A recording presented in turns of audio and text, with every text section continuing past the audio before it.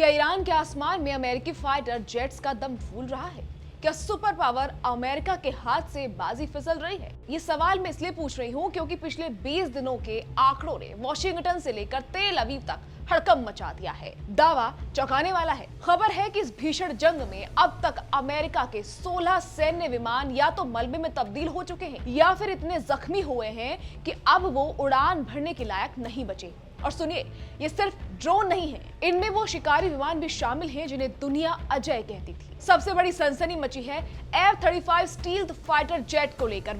वही F-35 जो radar की आंखों में धूल झोंकने के लिए मशहूर है, जिसकी एक हुंकार से दुश्मन का कलेजा कांप जाता है। लेकिन रिपोर्ट कहती है कि ईरान की जवाबी कार्रवाई ने इस सुपर हीरो जेट का गुरूर भी तोड़ दिया।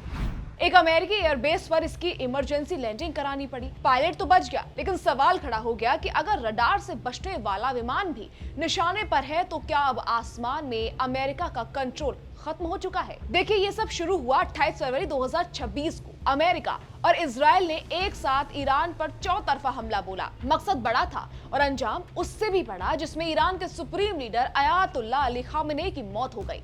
ईरान के लिए ये सिर्फ हमला नहीं था, ये उसकी साख पर चोट थी। और उसके बाद शुरू हुआ मिसाइलों, ड्रोन्स और सुसाइड अटैक्स का वो सिलसिला जिसने मिडिल ईस्ट के नक्शे को दहला दिया। इन 16 विमानों की बात करें तो इनमें से 10 तो सिर्फ MQ-9 रीपर ड्रोन्स हैं। ये वो जासूस हैं जो बिना पायलट के मीलों दूर से तबाही मचाते हैं। लेकिन ईरान का दावा है कि उसने इन्हें खिलौनों की तरह आसमान से नीचे गिरा दिया। पर कहानी सिर्फ ड्रोन्स की नहीं है, जो नुकसान हुआ है वो हैरान करने वाला है। कुवैत में अमेरिका के 3 F-15 फाइटर जेट्स अपनी ही सेना की गलती से गिर गए। और दुखद खबर ये भी रही कि एक KC-135 टैंकर विमान जो हवा में दूसरे जहाजों में फ्यूल भरता है, वो क्रैश हो गया और रिपोर्ट्स के मुताबिक 6 क्रू मेंबर्स की जान चली गई। सऊदी अरब के एयरफील्ड पर भी ईरानी मिसाइलों ने 5 टैंकर विमानों को लोहे का ढेर बना दिया। अमेरिका इसे टेक्निकल फॉल्ट कह रहा है, लेकिन ईरान के दावे बता रहे हैं कि शिकारी यहाँ खुद शिकार हो रहा है। देखिए, युद्ध का एक नियम है, जिसका आसमान पर कब्जा